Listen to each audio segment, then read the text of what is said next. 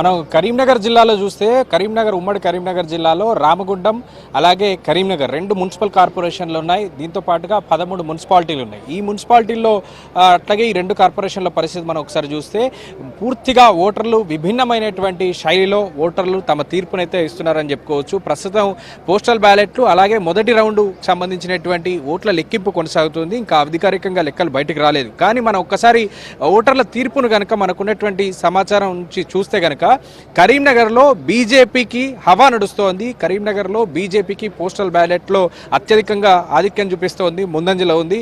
అలాగే వార్డుల్లో కూడా ప్రతి చోట బీజేపీ తన ముందంజలో కనిపిస్తూ ఉంది. ఇటు కాంగ్రెస్ కూడా అత్యధికంగా పోటీ ఇచ్చినటువంటి సందర్భాలు కనిపిస్తూ ఉన్నాయి. ఇక ఇటు రామగుండంలో చూస్తే రామగుండంలో కాంగ్రెస్ హవా కొనసాగుతోంది. రామగుండం మున్సిపాలిటీ మొత్తం కార్పొరేషన్లు అంతా కూడా బ్యాలెట్లో కాంగ్రెస్ పార్టీ ముందంజలో కనిపిస్తోంది. అక్కడ ఉన్నటువంటి మొదటి రౌండ్ ఓట్లకు సంబంధించినటువంటి పరిశీలనలో కూడా కాంగ్రెస్ పార్టీ ముందంజలో కనిపిస్తుంది. ఇంకా అధికారిక లెక్కలు రావాల్సి ఉంది. ఇక మిగతా మున్సిపాలిటీల పరిస్థితి ఒకసారి మనం చూద్దాం.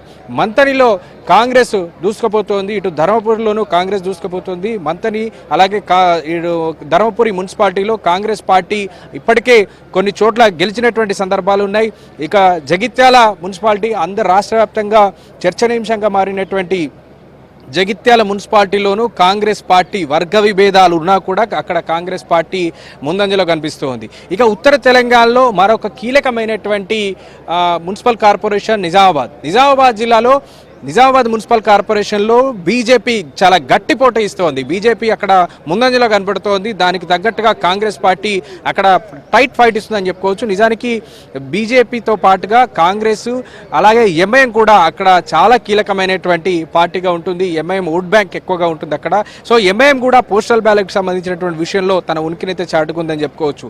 ఇక బీఆర్ఎస్ పార్టీకి గనక మనం చూస్తే రాష్ట్రంలో బీఆర్ఎస్ పార్టీ కూడా తన ఉనికిని చాటుకోవడం కాదు, ఎక్కడ కూడా వీక్గా లేము అనేటువంటి ఒక సంకేతాన్ని ఇస్తూ ఓట్లకు సంబంధించినటువంటి వివరాలు చెప్తూ ఉన్నాయి. మనం బీఆర్ఎస్ పార్టీకి వచ్చినటువంటి ఓట్ల సంఖ్య చూడొచ్చు.